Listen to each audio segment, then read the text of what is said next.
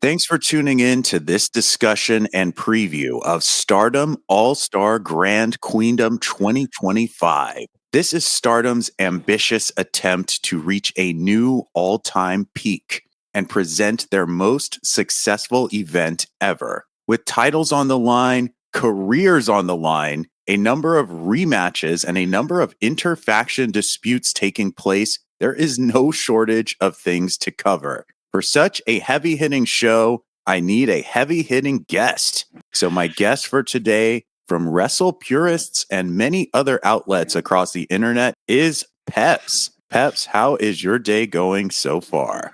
I'm doing great. I'm thankful to be on this podcast here, or this preview of this fantastic and big show that will climb very high on my show of the year list. I'm pretty sure about that, even without it happening so far. And I'm glad to be here with you. It's hard to come to grips with the fact that this show is just a handful of days away. There has been so much buildup, so much promoting. We've even had attempts at vehicular manslaughter and vehicular homicide recently. They're building this about as big as they can. And now I really want to see how they execute on this. There are a number of matches that could be match of the year contenders. There are a number of stories and roster changes and company changes that could happen. And I just kind of curious how much they will actually pull the trigger on April 27th. Yeah, it's going to be interesting. I think it's kind of like a season finale. It feels like it's the show in Stardom's calendar where everything changes or everything gets kick-started off, because we, of course, have the big June show coming up in Yoyogi. That's also like always the kind of show they always change some factions. So I think if it doesn't have already started, we will see some faction changes getting teased or anything like that on the show. I'm kind of looking at it almost in three steps, where All-Star Grand Queendom is one of the steps. The show you're referring to in June, the conversion, is another one. And fantastic name. Right. Yeah. A fitting name. And whatever they're setting up for this year's 5-star Grand Prix being sort of the third in that trifecta of chaos that we're about to embark upon. So just to let people know, there is a lot on this card. There is a lot going on this event. So my plan is to have us talk specifically about the title matches. There are no shortage of title matches at All-Star Grand Queendom. And we will start with the main event, the biggest, most promoted match of them all. And then we will wind back from there and try and cover as much as we can without being too long-winded and focusing too much on any one particular thing. The first thing I want to talk about before we really jump into the retirement match, red belt, Regina D-Wave, no seconds allowed, whatever other stipulations are involved, is just to get a sense from you, Peps, about how you are liking this card. How are you liking the buildup of this show? If you could pick one thing about this card that you think is really on point or has been really effective, and maybe something you would alter, what comes to mind, would you say? I mean, you gotta talk about the main event in detail. We will talk about it later, but like everything they've built around it is like perfect. That's like, I would say, the biggest feud they've ever done in Stardom, and its close second is the Tam Nakano versus Julia feud. And I think if we look at attendance and all of that, it will come out to that.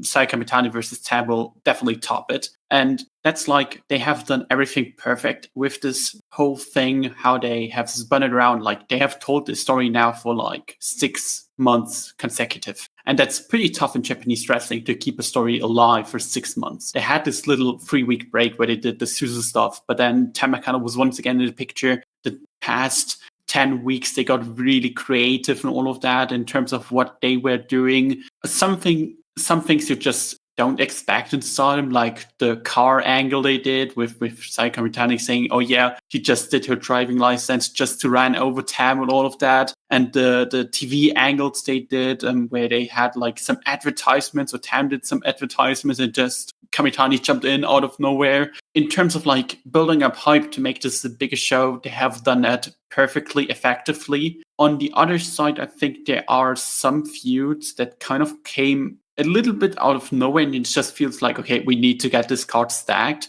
And that's especially, I think, the Suzu versus May storyline they did. I feel like they realized, okay, we need a bigger singles match in the bottom, and it's just something they came up like a couple of weeks ago. Like, they have teased that, but I think the tease was, like, the turn was scheduled to happen later, because until like the Cinderella. They teased Yuna Mizumori going for the high-speed championship, and they just dropped it randomly. They will come to that later, likely in the year again, and then went with the Suzu storyline. That's like something, little things. I feel like the card has switched here and there a lot. Sayuri saying she wants to go for the IWGP all year, and then she kind of is like a non-factor now. She tries to include herself in the storylines, but that's like kind of a thing with some of the stories. It kind of feels like, okay, a lot of plans have been shifted recently. That's one thing I have noticed about Stardom booking is the issue of timing and when things are executed. Sometimes that can be a very important detail. And at times that has caused me a bit of pause or place some question marks on things is why now, or why did they wait, or why didn't they wait? So I can see where you're coming from with that.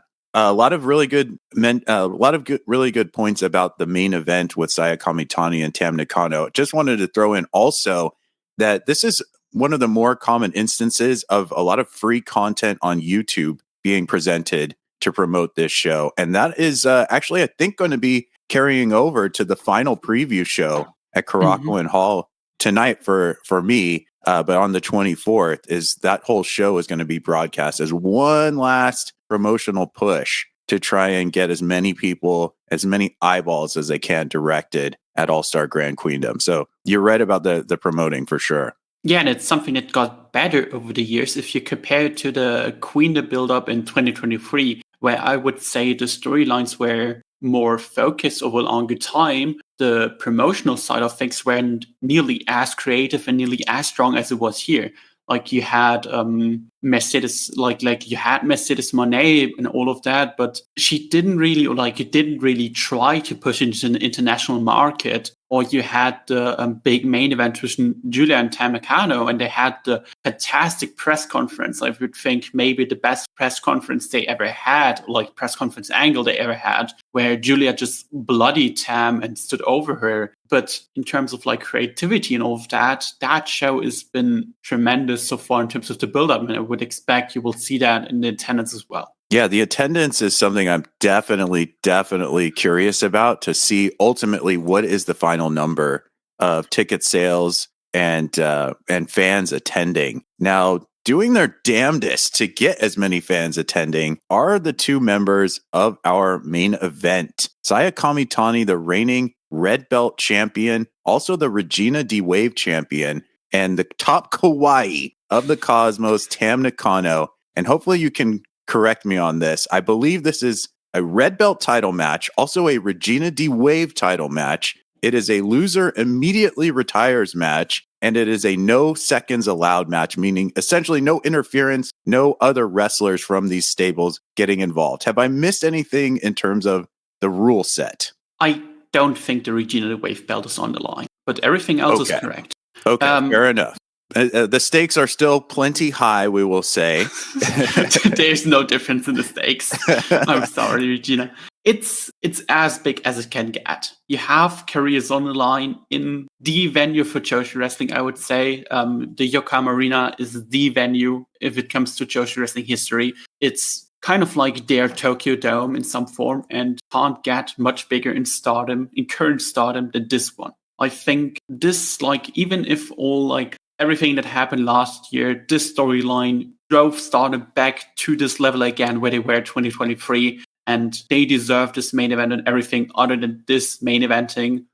Of course, there was a possibility to just move on after the Dream Queendom match and just run Maika versus Kamitani as the two big names, but I think they did the right choice here, and everything around this is just incredible. Yeah, this is an ongoing story, aside from the long history between Saya and Tam, but the story of the red belt being at the center of this rivalry has gone on, as you said, for months and months and months. It's sold a lot of tickets for Stardom, and they have a real strong sense that this is in the zeitgeist right now. This is the rivalry of current Stardom to put at the top of their big cards. And that's kind of going to tie into the main questions I have for you on this match, because they have been working really, really hard to get to this place. We have seen preview match after preview match after preview match. Sometimes Sayaka Kurara is involved, sometimes she's not. And they have they have talked up this moment in the careers of both wrestlers and at this stage in Stardom. And now they're going to have to deliver in some form or fashion with how the match plays out and what the fallout is. So I'm curious, in comparison to some of these other great matches we've seen with Sayaka, Kamitani, and Tam involved, what are you expecting in terms of how their performance will ultimately play out or how they will execute on this? And what are your expectations on the result afterwards? Where do you see the red belt going and the top of the company landing once all the bombs have dropped on this? The thing about this match is, and I've said it after the loser leaves Stardom match in March, it's going to be tough to top that because the feud itself, like you have the escalation now with we have now career versus career instead of loser leaves Stardom. But in theory, it's pretty much kind of the same in terms of the emotional stakes to it, because I don't think anyone expected when Tam or Saya leave to like come back to Stardom. So it's either the end of them in Stardom or now their career. Like it's an escalation to it, but it's not that much that the emotional stakes get that much higher. And it will be tough for them to grab the audience in the Yokohama Arena as much as they did in Hurricane Hall, because in the end, they went all out in that match. They have done various spots that you would say, okay, maybe they should save it for the big match in Yokohama Arena 6 weeks later. So they're going to go into a more creative side of them and try something they haven't done before. Most of the matches, if you're looking at them in just moves, are very similar to the other ones before. And I expect that we will get a new level to that in some form. I think new spots are to be expected.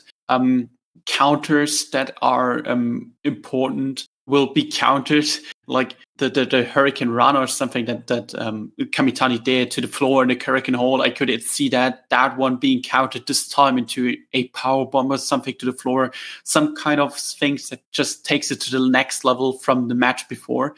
It will be tough to achieve that. But if there's anyone in the world that can do that, then it's Tam Nakano and Sayaka Kamitani, especially in the current form. To go with the finish, if they are not swerving us and they do some kind of Sayaka Kurara comes out and wishes Tam Nakano unretires, that's the last Tam Nakano match ever.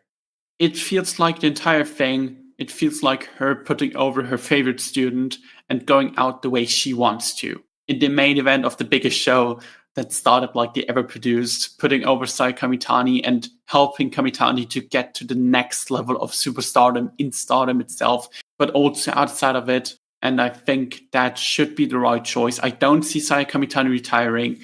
Meanwhile, Tam Nakano, we are reaching an age where she is kind of like on the level. She's now 37. And Jewish wrestlers always retire much earlier than male wrestlers. And I could see it just being her last match, her last stand in the biggest spot you can get. She had all these matches to the road of to Osaka and Queendom, where you can't point to, hey, look, that feels like a typical retirement road match. And I expect Kamitani to win clean, but I think we are going to see the Phoenix Splash in this match. She hasn't done that since she lost the white belt to Mina Shirakawa and also Queen in 2023. She has teased it once, and that was against Tam Nakano at Dream Queendom. And I think they have done now 2 matches in a row where Sayaka Kamitani just won it with her normal finisher, that I can't see a kick out this time, and they go to the next level with the Phoenix Splash. Yeah, I'm picturing the Phoenix Splash playing a role in this match. I could also see Saya potentially landing Tam's own Violet Screwdriver on Tam in this match. It's just going to be nuts, the amount of near falls that they play with. I think that will be a very climactic aspect of this. And to your point about Tam undergoing a shoot retirement, I think that's probably top 2, top 3 most likely outcomes. And you could definitely do worse with how you go out in a storyline that is white hot. As you said, their biggest show of all time. If you're going to retire, this is one hell of a way to do it. And as we get closer and closer, you do start to get a little bit of that feeling with how they are leading into this, the types of things they're posting, the emotions that seem to be working their way into this preview. So I'm just looking forward to this. I hope everything goes according to their plans. so that they have the opportunity to make this as good as they possibly can. Any final words on this? Yeah, I want to pick up the point you said about the future for Red Belt, because it's going to be interesting. I have brought up this many times on Twitter or in the podcast with Scott. If Tam Nakano retires on April 27th, there are now 5 wrestlers left to hold the Red Belt. You have in Stardom, you have Syuri, who's likely getting the IWGP belt. You have Mayu Iwatani, whose future is uncertain all the time. You have Kamitani itself as the current champion. You have Maika as likely going to be the top babyface in the company post Tam Nakano. And then you have Natsuko Tora, who, even though she held the belt, she's like not on the star power level. So whoever walks out as champion, and Tam or Kamitani, the post matches, post Red Belt matches after All-Star Con Queendom will be very important to the future of Stardom, because you have a lot of white belt names that can hold the white belt, but holding the red belt is something very few can even reach. And I'm looking there at a Nu as an example that can get elevated. I'm looking at a Natsupoi that likely will get elevated into that level. And another one is Watanabe. And of course, Suzuki. Those two are likely to be one of the next Red Belt champions. Well, there's just a chance Maika wins the belt, because she is the top babyface. And I need to mention she can win the belt. But it's like the reign of Kamitani, if it continues, or the new reign of Tam Nakano, will be just important just for that, to elevate new talent to a new level that they can get established to help Stardom post a Kamitani or Tam Nakano title reign in the future. It does seem that we are at this phase in time for Stardom, not a seismic shift, but you can feel the tectonic plates starting to move, and more people will be elevated over the next few months, as they have been all year, I would say. And it, coming off of discussing this match, you would think that the intensity would lower significantly, but I don't think that's the case, because we have a lot of other really, really big matches to go over. So let's follow that up with our Wonder of Stardom title match, which I've been trying not to overhype my own, or overload my own expectations for this, but seeing every preview between Starlight Kid and Azumi, who will be facing each other for the Wonder of Stardom title, and reflecting on the many great matches and moments that they've shared inside of the ring together, I'm having a bit of a hard time not getting my hopes up extremely, extremely high. So I'm hoping you can talk me off the ledge if I am making a terrible mistake here, as we talk about Starlight Kid versus Azumi for the white belt and for leadership of the Neo Genesis faction. Can you tell me, am I taking things too far? Am I making a horrible mistake, raising my own expectations and getting hyped for this? And aside from that, as SLK's white belt reign is on the line, how have you been enjoying her performances in the ring and what she's been doing with this belt? Starlight Kid's run as a belt, to start with, that is maybe on the verge to be the best one we had since Kamitani's reign ended. Like, if you look after the reigns, you had Mina Shirakawa, Tam Nakano both having like a 30-day reign. You had the Mirai reign that was solid, but the Anu reign was good, but it also wasn't like the fantastic reign that you would expect from talent like her. Mikawata, 23 days. Natsupoi's reign was also good enough, but you also had a lot of time in the Tekla feud that I did not enjoy at all. And now you have this Starlight Kid reign that started with a fantastic match against Natsupoi. You had the title defense, the really important one against Ranna. You had a good one against Konami, and now she's facing to go to the match itself against her, I would say, her biggest rival in Stardom. Those two had fantastic matches over the High Speed Championship, where they went like 17 minutes or something, and worked a completely different style to what you have seen normally with the High Speed belt, but still had the High Speed element in them. But this time you have the white belt fact on top of it, and you gotta wrestle a different style with the white belt. That's kind of like what has been established ever since the belt has been created, like in 2011. And you gotta get the emotions in that. We know that Starlight Kid can do that, but the big question is here if Azumi can do that, because Azumi has never challenged for the white belt. Azumi has never challenged for the red belt. That's like her first top 2 title shot in Stardom, her biggest match of her career, I would say. Even though she wrestled in the Tokyo Dome in front of like 25,000 people in January. And it's maybe her most important match of her career as well, in terms of this is going to show the Stardom office, okay, how high can we go with someone like Azumi? Because we are reaching a point where the roster is so stacked that everyone needs to prove why they are in the role they are, or why they should get a bigger role than they are. We have a Starlight Kid, we have an Hanan, we have an Azumi, we have so many, Ranna, all of them, Suzu, whatever. You can name like 20 wrestlers who are fighting around the same spot, that like around the white belt picture and a bit above. So it's going to be interesting how Azumi performs itself, and it's also going to be interesting how Starlight Kid performs, because she has been just coming back from injury, and her performance ever since coming back from injury has been, okay, she has been trying to hold back and is clearly not at 100% yet, or don't want to go to 100% and wants to wait for this very match. So I think those are like little factors how Azumi is going to form in the white belt formula, and how Starlight Kid's injury has been healing. Those are like kind of things that maybe can drag the match down a little bit, but we are talking about Azumi and Starlight Kid here. Like, that match is going to be at least very, very good. I had some reservations when the Ranna and Starlight Kid match was coming up about how Ranna would be able to perform on that stage, as you said, in this match format.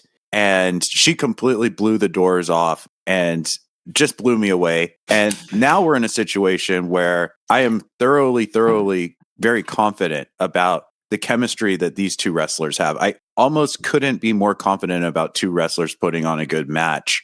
And I think this is arguably one of the best, if not the best, rivalry in Stardom in terms of their output when they face one-on-one. So I'm definitely not too concerned, but that X factor of Starlight Kid's injury, we haven't seen her doing the high-flying spots or some of the tougher moves, the bigger moves, that could drop this down a couple of notches.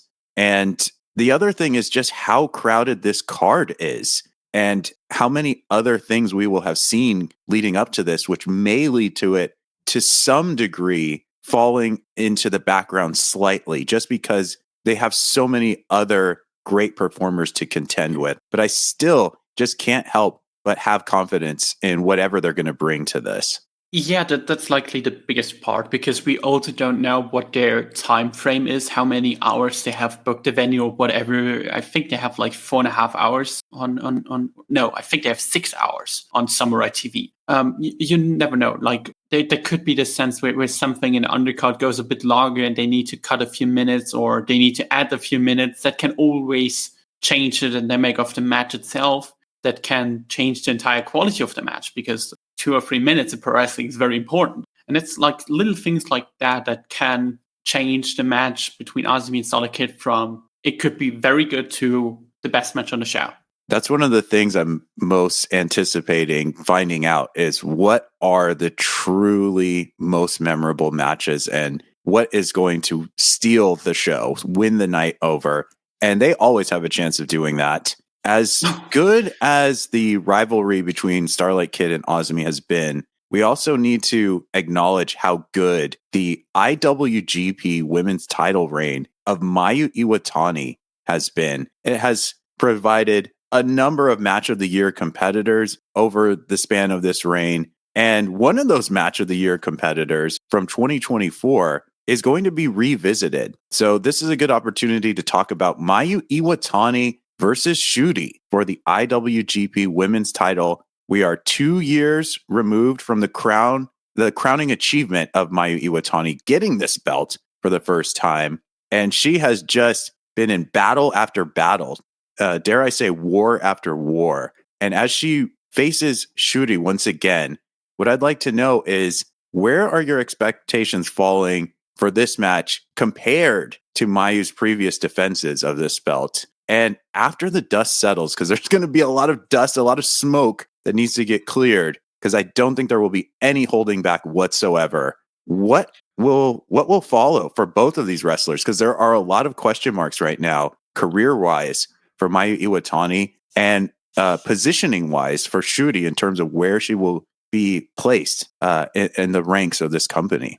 I think that's going to be a top 3 match of Mayu's reign. It's going to battle with the first Syuri match and the 3 match from also called Queendom last year, because Syuri has been really motivated for this match. Deep inside of her, you notice it whenever she is in a singles match, which is sadly a rare case these days. She always tones it up and delivers something incredible. And I'm sure you have seen the Syuri match at Syuriism 6, where she went in there and just wanted to, well, you can just straight up say she wanted to kill Syuri. And I think similar will happen here. If you remember back to the first Mayu versus a Syuri match, where it was Mayu who really dominated Syuri and just destroyed her all over the place for 90 minutes, I think we will get a reverse image of that this time. Syuri has been showing on the press conference that she has been training a lot, her kicks and all of that, and her kicks are already strong. So I can't imagine what they will hurt like now after all this training, because she has been apparently training a lot for this one.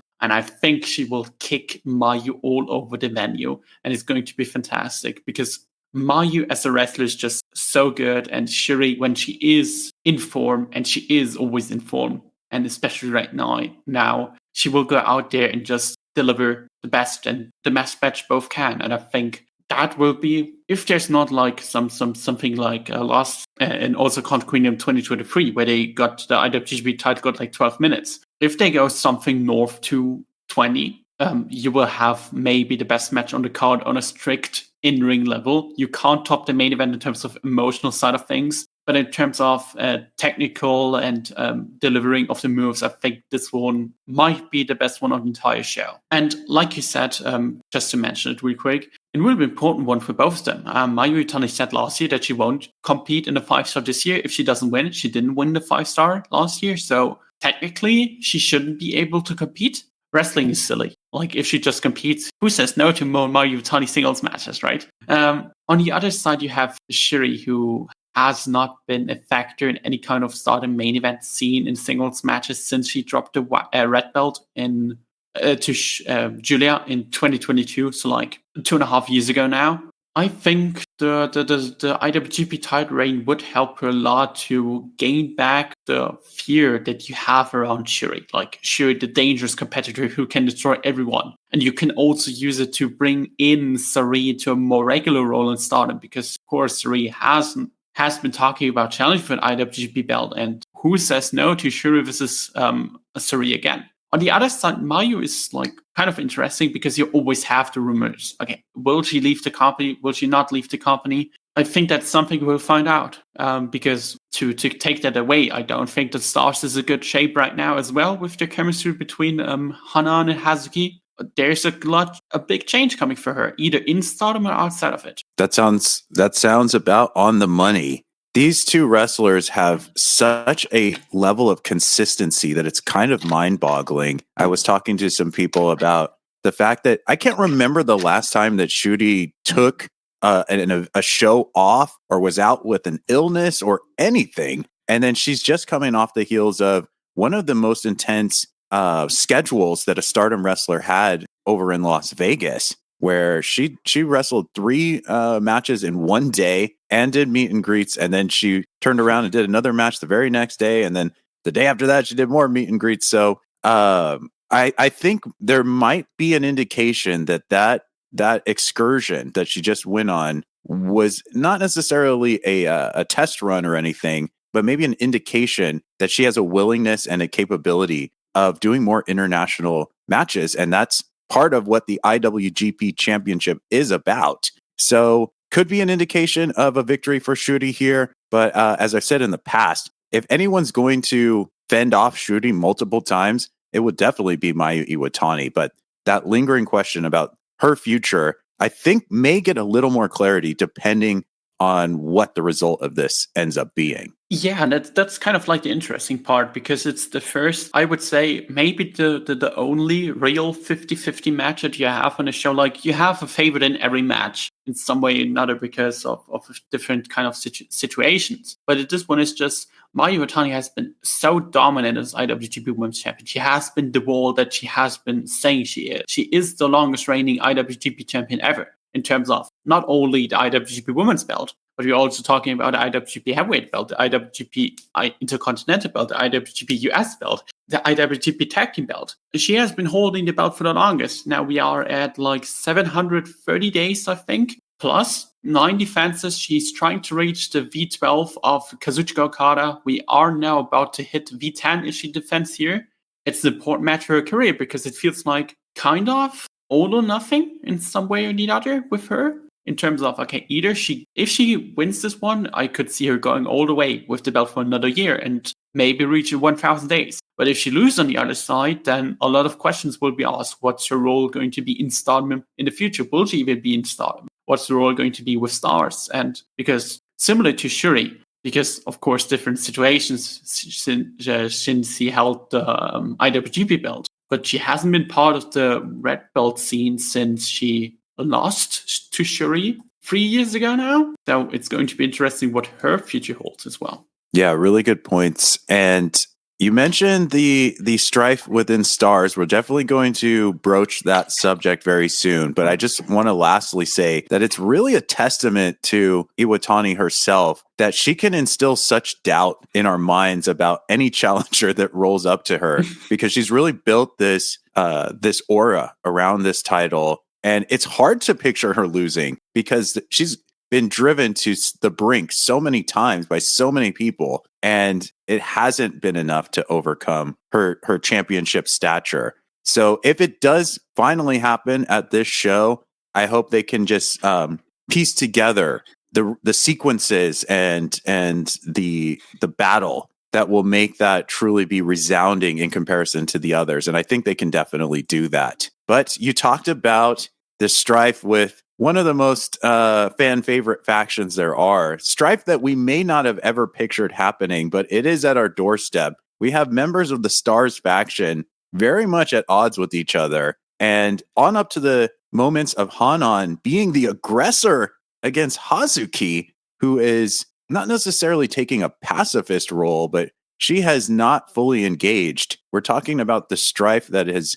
been going on between members of the Stars faction, and this will be coming to a head possibly in the Goddess of Stardom title match between Wing Gory, Hanan, and Iida, and FWC. At this stage, a legendary tag team in Stardom, Hazuki and Koguma. And something has got to move in terms of what the feelings of these wrestlers are, maybe the titles themselves, and what the faction stability is like. So I'm actually kind of curious to know about your thoughts on how this conflict has been playing out, because some of it to me has come out really strong, really suddenly, but some of it has been hinted at over time. And in terms of the conflict, once this match is over and the belts are either retained or they have moved to FWC, do you look at this as potentially being some sort of ending to the conflict or a continuation or something different altogether? I feel like it's time to move on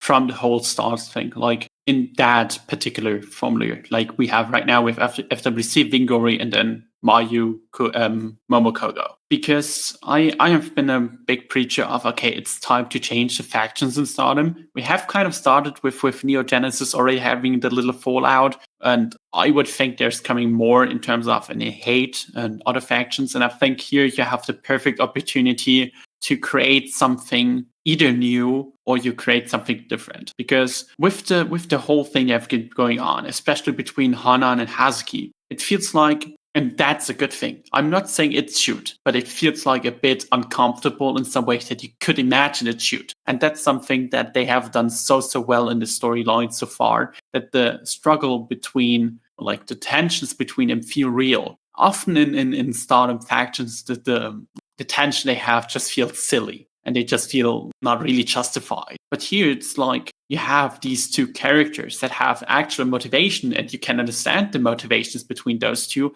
that you can believe, okay, maybe that's real what Hanan said. Maybe that's real what Hazuki said.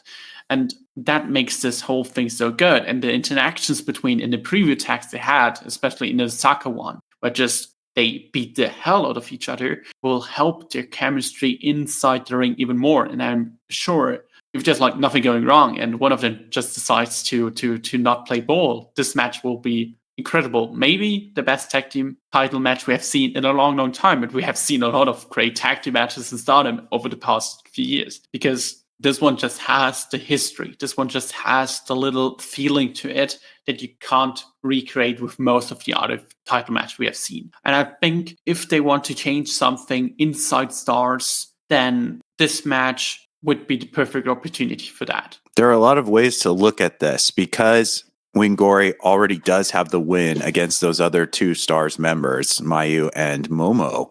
Do they run the entire Stars table and take everybody out? There's also been the recent title changes. FWC dropped the Oz Academy tag belts, and Hazuki is now a singles belt holder with the Spark Joshi title that she just recently obtained in Las Vegas. You mentioned the really strong showing of tag matches that ran through a large percentage of last year, has been happening through a lot of this year. And FWC defending the Goddess belts against Wingori last year was one of my personal favorites. So to have them revisiting the match, but turning the tables on who are the reigning champions and who are the challengers, makes this really cool. And something in the back of my mind just leans a little towards FWC taking the belts off of Wingori, but what that leads to is unclear for me. So there definitely is a lot to resolve and settle between these groups of people, but also the build of Hazuki not really engaging in the confrontation with Hanan, at least physically to this point. I think that's definitely going to detonate or reach a climactic moment, either in the previews tonight or in this match itself, and Hazuki will just go all out, is my prediction. Yeah, and what you have mentioned about a potential title change, I think a title change could happen simply because, let's be real, the chance that Hanan just wins the white belt in the next 6 months is very high. She has been picked as one of the future cornerstones of Stardom, and if you want to go the next step, of course, you need to drop the tag belts first. So I could always see, and that's also something positive about FWC already having 3 title reigns, the most in Stardom history. I always could see them win. And whenever they challenge, whenever they defend the belts, like FWC walk in as the favorites of the match. And that's something Stardom has done really right in the past 3 years, ever since they've started to team together. That whenever these two are in the ring, they could just win out of every position. You have the Kuma roll up, you have the Hazuki stroll, you have, of course, both finishers. And that's something Hanan and Iida need to overcome in this match. Because if you remember back to the first match, as you spoke about it, Iida said like a few months after this match that he was completely overwhelmed by the performance of FWC in the match, and they had like no chance. This time I could see similar thing happening really at the beginning, but Hanan and Iida turning things around, or at least that should be the game plan for them. Because in a title match, Hazuki and Koguma are as dangerous as they can get. That's something they've done well in Stardom, is not dilute the presence of FWC in these title matches. Even in the Goddess Tag League last year, they made one hell of a run, which is not a surprise by any stretch. But one thing I've been a little disillusioned by occasionally with Stardom is the lack of protected wrestlers that normally would have a higher stature, but that's not been an issue with FWC. And the tag scene has been very healthy for a long time in Stardom, and I don't see that changing anytime soon. But speaking of change, we do have a bit of an invading force that is showing up at All-Star Grand Queendom. Let me go ahead and switch some things out. We've got some visiting factors that are entering the Stardom picture. On a return from the 2023 All-Star Grand Queendom card, we've got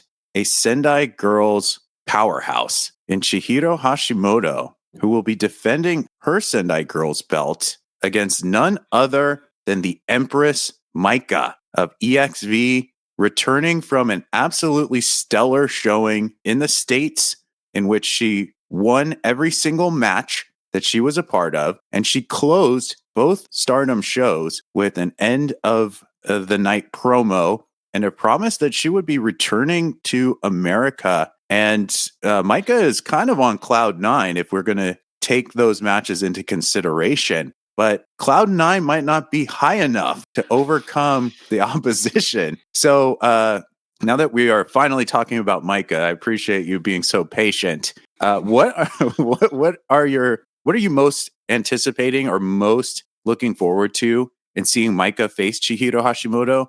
And I mentioned the push that was very evident in Las Vegas. Aside from this match, where do you see that taking Maika as we move forward? I will start this off with a question about America shows, okay? Stardom had now a couple of America shows, and including a couple of appearances outside of America, outside of Stardom in America with Maika and GSW and all of that. Okay, there are 2 wrestlers who are undefeated in America from the current Stardom roster. Can you name them? Ooh, I'm guessing Mayu is undefeated in America. Does she factor into this, or are we considering her possibly no longer in Stardom at this stage? She lost matches in our age in 2018. Ah, okay. Wow. I can take one away. Maika is 6-0 in America. Nice. Okay. And Gosh. the other one is a bit random. It's Saki Kashima. Oh, nice. That's perfect. Yeah, Saki Truly, Kashima. Thank goodness she is still out, because that's really sparing whoever she would have been facing at All-Star Grand Queendom. I really kind of just sigh of relief for her would-be opponent. Yeah, she's 2-0. But the most important part I want to mention here is Maika going undefeated in America is planned, and it's clearly they are setting her up against Mercedes Moné. There was an interview with Body Slam, I believe, where Maika especially mentioned, I want to face Mercedes. I want to take the belt, and I see her as my rival. And I think that is a match that is definitely on the horizon. And I think if, and that's the most important part, if Monet walks out of Resurgence in 3 weeks as the champion in the freeway match against Azumi Minashirakawa, I could imagine Maika being up next. What up next means with the strong belt, God knows. Like, that could be in 6 months or 2 weeks after. Who knows when New Japan has shows in American books Mercedes Moné. But I think they want to make Maika not only the big star in Stardom itself, especially post the Tam Nakano World, but also as the international face for them. Because Mina is gone now. She was the one that was leading a charge in America for Stardom. She's gone now. And now you have... perfect. Now you have Maika as the other part of EXV, and she can take over the role in one way or the other. She main evented all 3 shows they had in America ever since Maika became Red Belt champion. The one last year where she defeated Mega Bane. Now, of course, the big match against Tekla that they have built up for like a couple of months. And, of course, the second night where she won with Mega Bane and Hanako against H.A.T.E and Calientita. So they try to clearly tell their American audience, hey, she's the one to look forward to, or like she's the one to pay attention to from the American standpoint. So you can easily see her getting some kind of lick at Mercedes Moné sooner or later, because that would be one that could take the belt even off her if we go at that far. For the match against Chihiro Hashimoto, ever since Hashimoto wrestled the last time in Stardom in a singles match, it was against Syuri, where she lost the match via a knockout. She only lost 2 singles matches since in the past 2 years. One of them being against Syuri at the Syuri-ism free show, and the other one being against former TNA Knockouts championess and now wrestling in NXT, Jordan Grace. So ever since she has been on that, she hasn't been losing much. So a match against Maika, who has been presenting as this incredible force, who has been beating people where people were like, okay, no, she's not winning this match. Remember back like one and a half years ago, where it was unthinkable that Maika even holds the red belt. She now walks into this match against this beast in Hashimoto, who rarely loses, where you need to fight for every piece of offense. It's going to be a tremendous clash between the power of the two, where I think the will decide this match. Who wants it more between Maika and Hashimoto, and who wants to walk out more as the champion of Sendai Girls? Yeah, it is not an easy challenge, especially with this being a recently obtained Sendai Girls reign for Chihiro Hashimoto. I think this is her first official defense of this particular reign. So that does stack the odds against Maika. But I think that one of the ways I can picture this match playing out reminds me a little bit of Maika's 1v1 against Natsuko Tora at Dream Queendom, in which she was extremely over in a loss, with a number of moments of being a badass, being that action hero that I am so inspired to watch. Maybe not getting the W, but still achieving a win of a kind in that it's more of a moral victory or a spiritual victory. And I could absolutely see this not being the end, no matter who wins, of these two clashing. I think they have at least one other match in them, regardless of the current result. Yes, there is a thing with Sendai girls, and especially Chihiro Hashimoto, that she loves having match series with her rivals. She had 2 against Syuri, she had 2 against Veni, she had 2 against Iroha, where most of the time she won one and her opponent won one. Now we get into the fan mode. I think there's a realistic chance that Maika wins the belt. I think there's a lot of juice behind the Maika run in Sendai girls, where she faces the likes of a Mika Iwata, who has she been teasing with a little bit of a feud, where they had the Sendai girls tag team title match together with Maika, of course, with Hanako, coming short against Red Energy, Mika Iwata, and Miyuki Takase on the same show where Hashimoto won the Sendai girls world title. You, of course, also have a Manami that Maika faced in the 5-star Grand Prix that has been now elevated into the retirement match of Meiko Satomura, a name that will now be a force to be reckoned with in Sendai girls. You have the potential ways of building up to a rematch between Maika and Chihiro Hashimoto at the big show Sendai girls has in Sendai.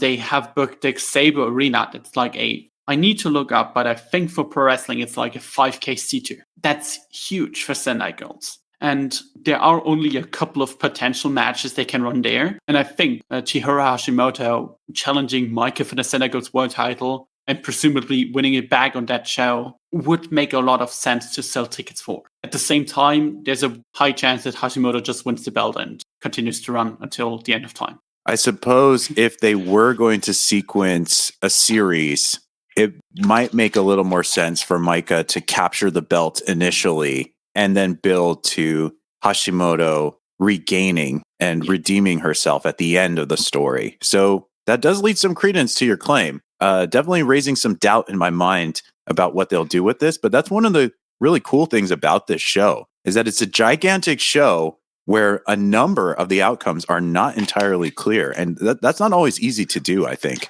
No, especially not in wrestling, where like everything pretty much like if you're a bit into wrestling, like, and pay attention to storylines here, there, who's getting pushed, like we do in some form because we covered it like weekly at this point. You just notice some booking patterns in some way, and they have done a great job to at least make people doubt. Okay, can they win this match? Can they not win this match? Like if we go through every card, there's like at least a chance that the other person wins the match for one reason or the other, which you normally don't have, especially more down you go in the card.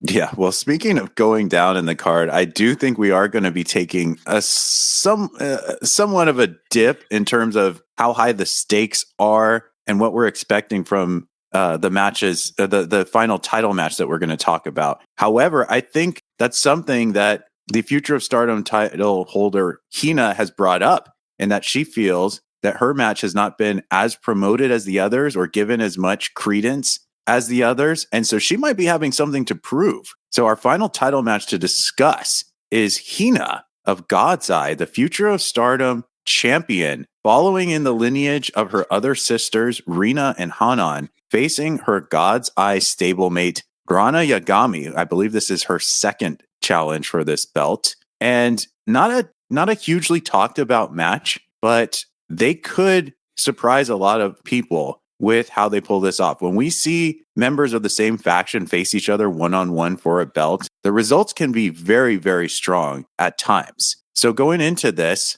I would like to know, what are your hopes in terms of what Hina and Ranna Yagami can put together in a big title match?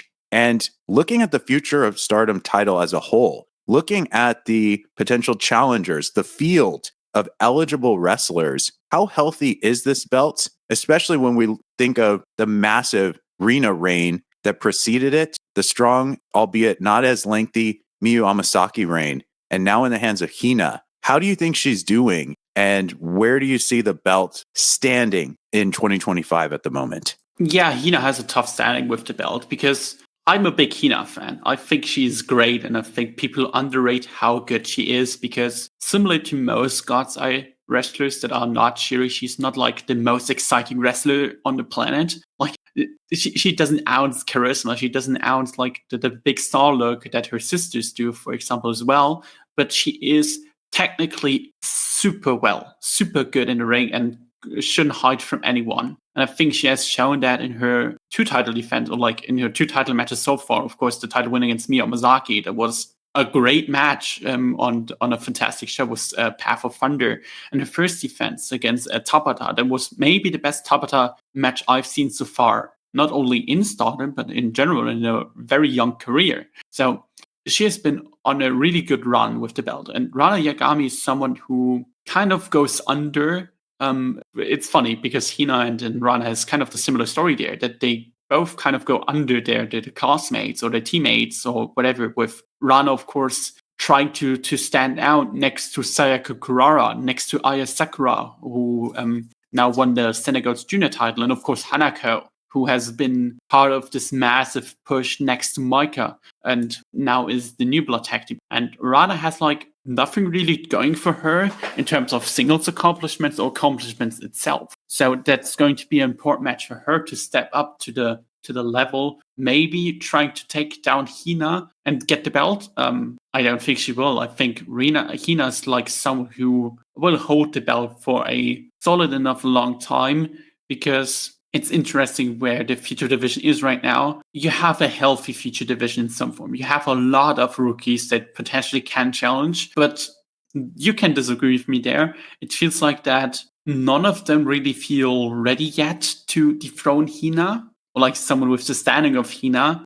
You have Hanako, who has been, of course, busy now with the tag belt, but she is like someone in a singles division that has been struggling a lot in terms of not only getting results, but also in terms of her standing out performances. Kurara, of course, has the rub now with the Cinderella tournament, but I think her story is going on into a different direction for now. You have of course, Ranna Yagami now, who's challenging. And then once below, Yuri Hime, Akira, Matoi, who sadly been out injured for a bit now, are just not on the level yet, to get on the big challenge for the future belt, because in a rookie class, or like for a rookie itself, it's very important in Stardom when you get the first title match for yourself. Like Kurara had her first title match at the Osaka Queendom show last year against Rina, a very important match for her career. So from that perspective, the Stardom roster needs a little bit more time to get into the rookies to get into the level to hold the belt. So I think Hina, as like the gatekeeper, the last one of her generation to hold the belt, is kind of the perfect situation for her. I have the feeling that the one dethroning her will be Asusa Inaba, just because she has been so fantastic and is someone Stardom puts a lot of, I wouldn't say a lot of, they put a lot of behind her. Like, she has been holding the new blood tag belt. She has been always in some important spots here and there. So, like, those two are likely the ones I see clashing in the future for the belt. That's quite an intriguing pick, but not an undeserving challenger. And Azusa has challenged Rina, and she may have challenged someone else along the way. So she challenged Hina. She challenged Miyu Masaki. Okay, there you go. Yeah, so definitely an eligible contender. I think that Stardom will play with the idea of Hina getting closer to clawing her way towards the accolades of her sisters. I can't fully see her eclipsing either record, but we will wait and let it play out, because you do bring up some good points about the timing of the careers of a number of these contenders. Some of them sadly out with injury, and others still needing to add to their stature. One thing that I think would be kind of hilarious in a way, but also I think it would cause a huge gasp throughout the crowd, is that regardless of who wins this match, I think it would be a really intriguing thing for Stardom to have Sayaka come out and cash in her Cinderella wish to challenge the winner, which I think would cause quite a reaction to the crowd, really cementing that the main event will have that finality that it purports to have. I don't know if they would do something like that, but at that stage, everyone's already bought their tickets. Everyone who's going to watch the show is watching. So who knows? I mean, they've done sillier things than that. I just thought that would be kind of comedic. at the same time, it will also sell last minute pay-per-views. Like, I'm going to expect that this is going to be the match that will show on YouTube. If they're going to show a match on YouTube, you never know with them.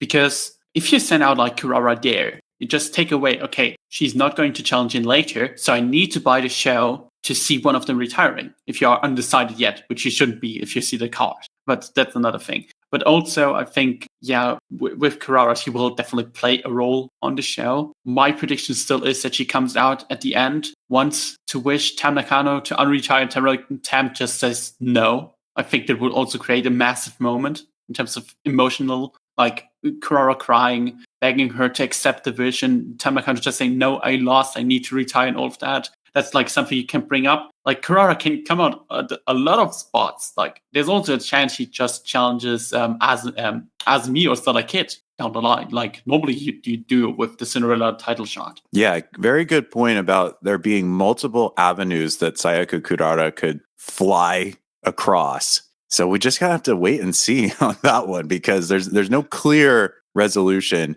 to her holding back that wish. It could go from as just obnoxious and outrageous as possible to really, like you're saying, being this heartfelt moment and something really powerful. And you don't always get a spectrum that is that crazy in terms of either direction. But that's kind of where we find ourselves. Did you have any last things to say about Hina or this particular title match? I think this one will be a sleeper. Like, let's be real, there will be at least 5 to 6 matches better than this one. But I think this one will be a match that you will look at and think, hey, look, that was a great future Stardom title match, and that's also the future of Stardom. Like, I wouldn't count Azumi and Starlight Kid or Suzuki, who are like 22, 23, as the future anymore, but I think they are more the present. But these two are like literally called the future of the promotion. Very true. And I think the future overall looks pretty bright when we look at all of the rookies, or I tend to call them post-rookies, that are either unaffiliated or have yet to really stake their claim to any particular belt or accolade. So there's really a lot for Stardom to continue to establish, even if they end up sustaining some losses to the roster, or if other unfortunate or unexpected things crop up, such as injuries. They have a wide range of people that they can pivot to or turn to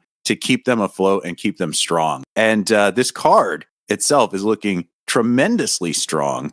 I have gotten a lot more excited about what could potentially happen. But as we've talked about all the title matches, if we could summarize and start to think about the show as a whole. So we have a level of anticipation going into this. They've been promoting the hell out of this. There's still one final big preview match that will air live on YouTube to finalize all of that hype and set everything into motion fully. I want to know for you, when the show ends, when we get to the end of All-Star Grand Queendom, what will have had to have happened across that? You mentioned several hours of runtime. What will make All-Star Grand Queendom in your mind a success? And if you could point out one thing, you mentioned the future match maybe exceeding expectations or standing out and surprising folks. But if you could really focus on one thing in particular to summarize the show's potential to surprise us, to exceed what we have in our minds currently, what would you pick? So what will make All-Star Grand Queendom a success? And what do you think is going to most surprise people? It's a boring answer, but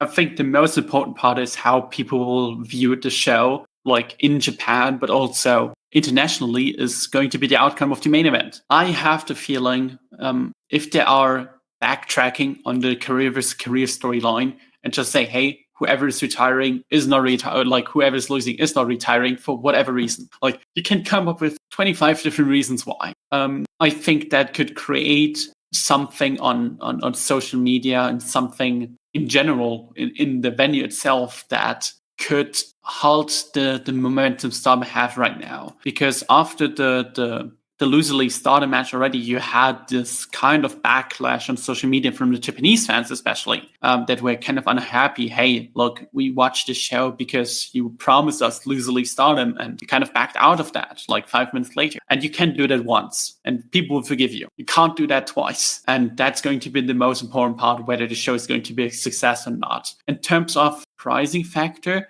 I think it's all about how the undercard or midcard delivers. We're talking about Suzu versus May Sarah. We are talking about a future title match. And I would even count in a match like FWC Vingori and Maika with Chihiro Hashimoto. Like, on what kind of level is that peaking? If that's going to be just really good, or is it going to be tremendous? Like, those are the little factors that will make up, okay, is this going to be a fantastic show, or is this going to be a really, really strong show, in my opinion? Yeah, one thing you hope for is that there isn't a sense of being underwhelmed by the card, because everything is lined up for this to really be potentially even an all-timer. It's hard not to get overly optimistic about how well this can go. So you really just hope there isn't a string of unfortunate events or missteps, but there's always that potential. It's live performance, and that always leaves the potential for the unexpected, either in the very great positive ways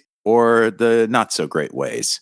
But go ahead. Yeah, you never know what's going to happen. Like, you can't make up. Like, maybe one of the top talents has an off day for whatever reason, or one of them gets injured, one of them gets their time cut. You never know what's going to happen. What can make the show either worse or, of course, better. And I think Stardom, like, whenever they have booking problems, and the last year booking wise was like, it was good in some ways, but also confusing in other ways. But one thing that was always good was the in-ring work. And that's something, whatever they were going to do in terms of booking, whoever goes over, whatever.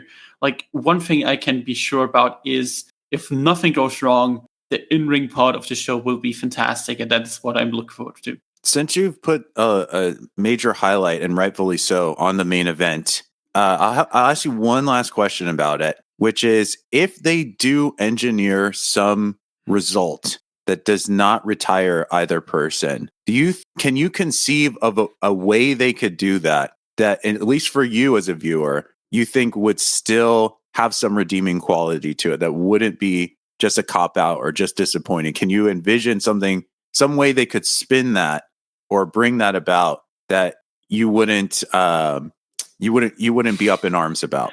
I mean, I'm thinking about it. You can only do that if you do a big angle at the end. And I don't know if they want to do that, because I don't think the Kurara wishes her back move is it. I don't think that's like, I think it's a waste of the tournament, in my opinion, because I'm someone who really puts importance of these accomplishments of winning the Cinderella tournament, winning the 5-star. And I think that would kind of waste that away in some way. And I think Kurara could have a bigger moment if she challenges for Iida belt. Like, there is enough potential for her to face Sayaka Kamitani for the red belt, in my opinion. That would help her even more. I think the best way to do that would, and that sounds insane, would be sending out hate in some way, like Saya and Tam make up and hug or something, and they, like, Saya, and then hate beats up Tam or something, and Saya turns babyface and makes a save, and there's like some kind of way how Saya forgives her and just says, or like they gave each other, whatever,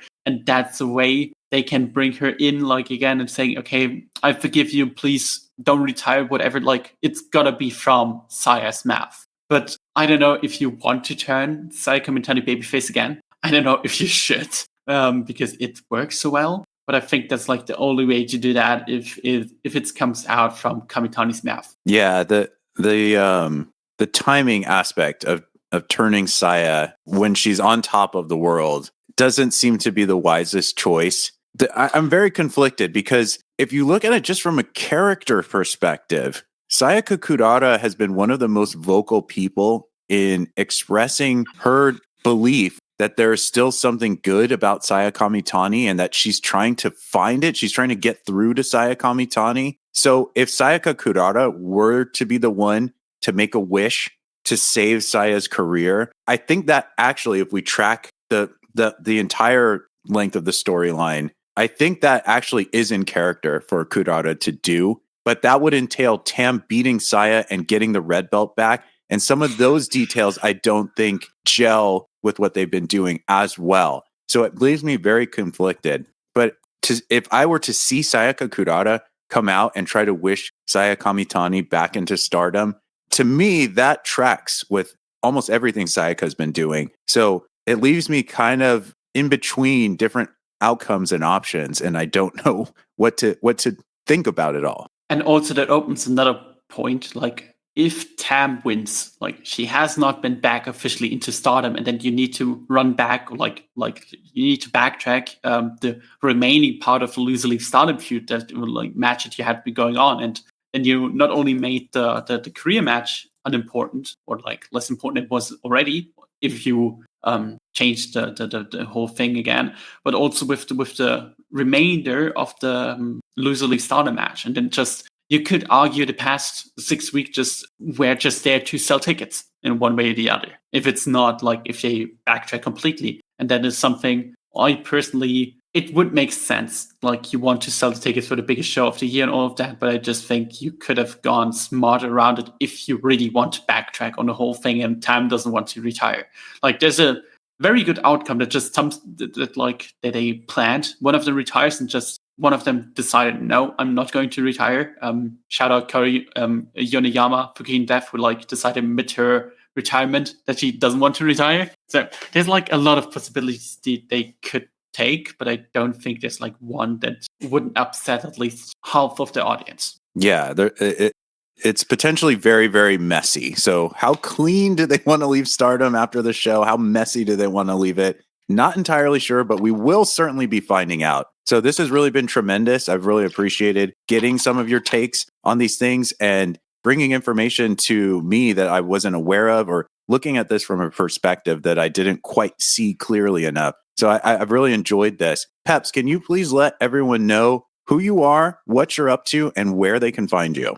Yes, you can find me on Twitter under @peps_wrestling. I mostly tweet about everything that you can imagine in pro wrestling, from like WWE, AEW, all over to indies and especially Joshi wrestling. I try to tweet out a lot about my opinions on how things are going in terms of booking, how things are going in terms of the matches and all of that. And I watch everything in Stardom. I think I'm now at like, and it sounds insane, I think I've watched every house show since like mid 2020. I would not recommend it. I have seen things you don't want to see, especially in the pandemic.